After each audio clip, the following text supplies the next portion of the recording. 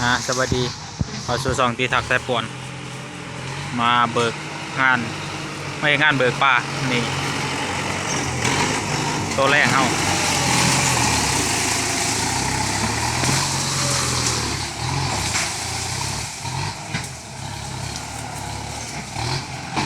มา3 คนพอขับรถเอาตือผ่าตัดเครือ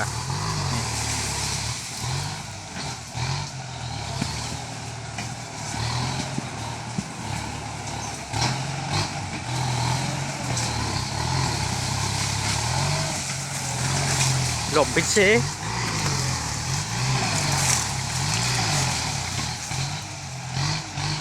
งานโหดแห้งเนาะเปิกป้ากันยาขนาดแล่นใส่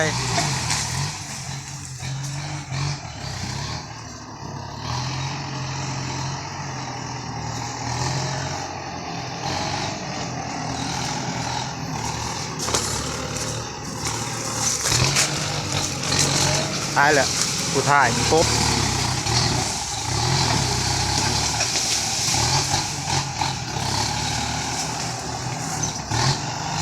งานลักของรถอยู่ล่าวเนาะเปิดป่า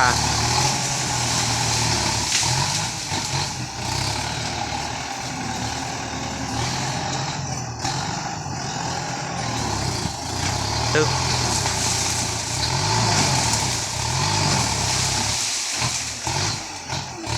ฉันมีกันส้นนะตั้งพวกใหม่ก็เป็นเรื่องง่ายเนาะนี่ตึ้ง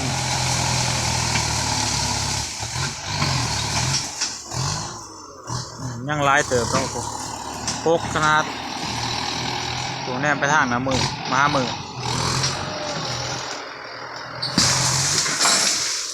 ก้ม6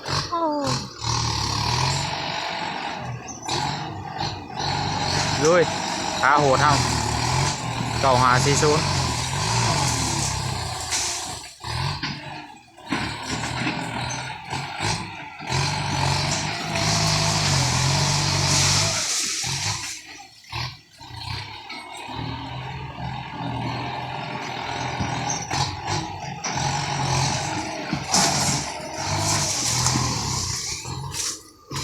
อย่าคายเบิ่งใกล้ๆคักๆเนาะมันอันตราย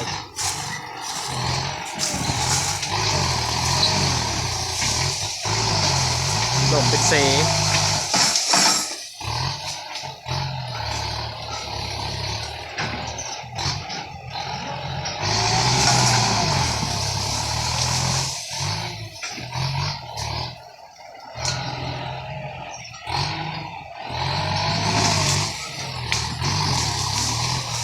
งานนี้ครับมา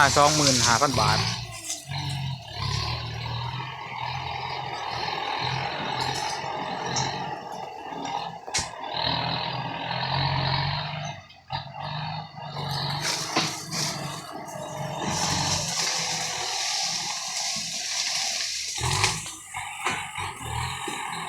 รถใหม่แต่ซูเปอร์คนเก่า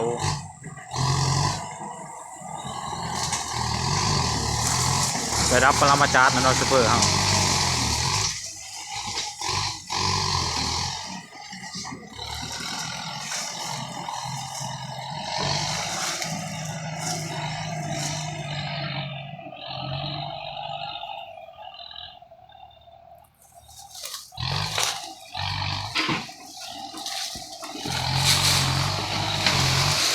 โอ้โห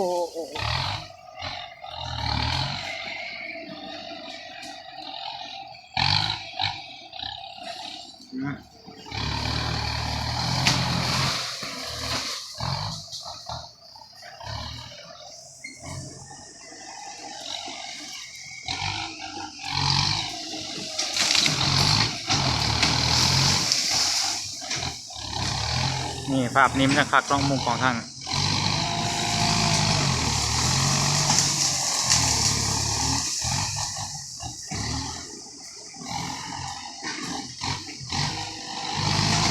ลุย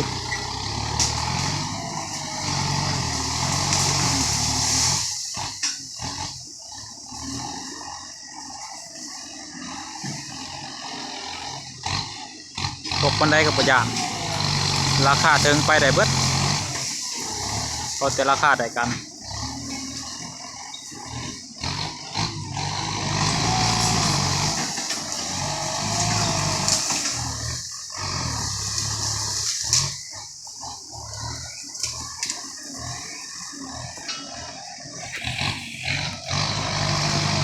แล้วว่าบ่ฟังท่วมฆ่า ว่าบ่ฟังท่วมฆ่าเลยอยู่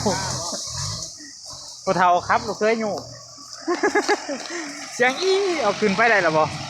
ฆ่าอยู่หันเฮิงเติบ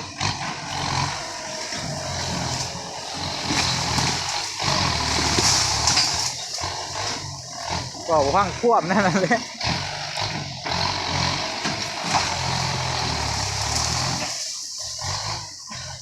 มอนเลยบ่ตำหลบง่ายว่าง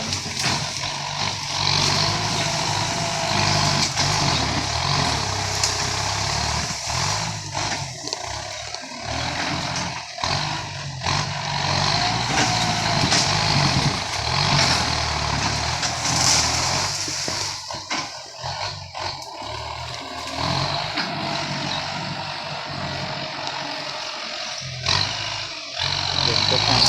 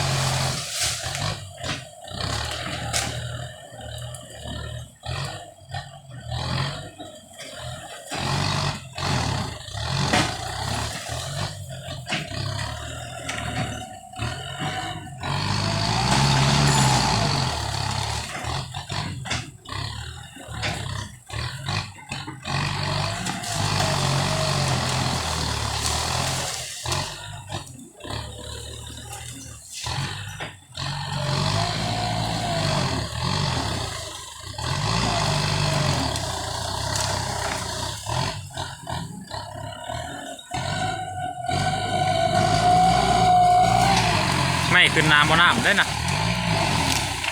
ตั้งพื้นนะบอกว่าตั้งพื้นรถนะขึ้นน้ำบ่น้ำนะถอดออกก่อนฟ้าใหม่ตั้งพื้นรถนะเทิงน้ำบ่น้ำได้ฮะ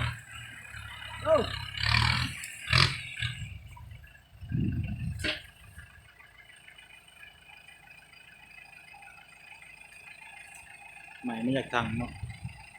ทางจะทำบ่น้ำ นี่มันใกล้แน่เลย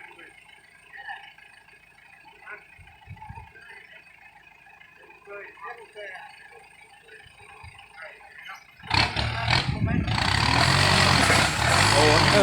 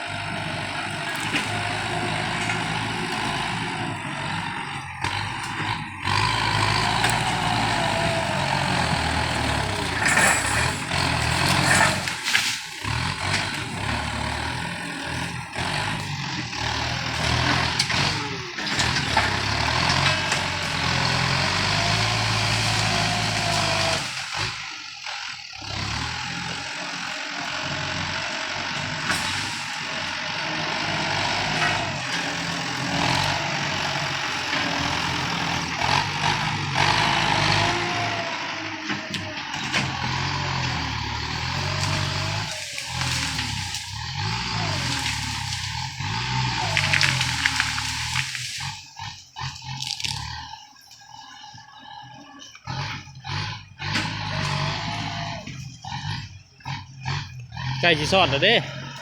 ว่าไก่จีซอดแล้วเด้วิธีนี้ก็เบาแวมไปแล้วป่ะ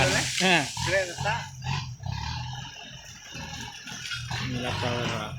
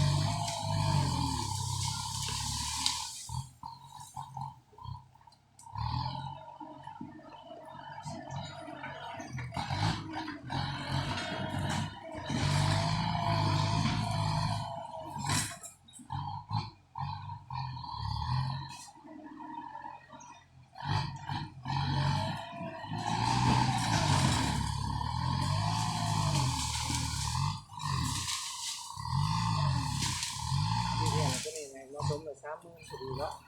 พอดี30,000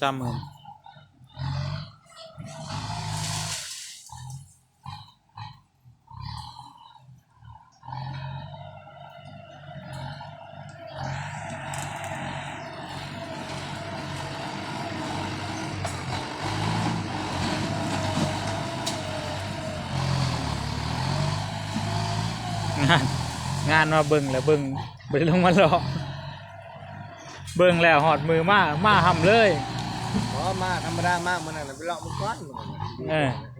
ก็เฮ็ดก็เฮ็ดก็เฮ็ดเนาะก็ต่อรองไหม ห้อง ลื่นเลยห่วยบอสกูมากูชวนพาเลาะอีกนั่นน่ะกูมานำน่ะมื้อพอมันมีการเลาะ การเลาะกันมองได้ขี่รถจักรได้ขี่หอบมาโลด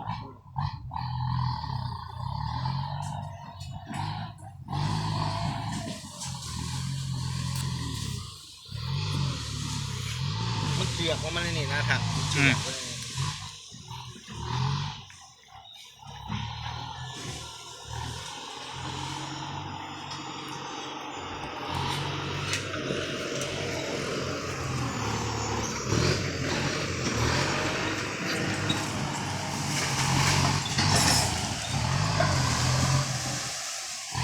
คลิปมันก็จบเพียงเท่านี้เนาะฝากกดไลค์กดแชร์กดติดตามเลยเนาะทั้งช่องทาง TikTok YouTube มีคลิปลงใหม่ตลอดเนาะมีคลิปลงเรื่อยๆ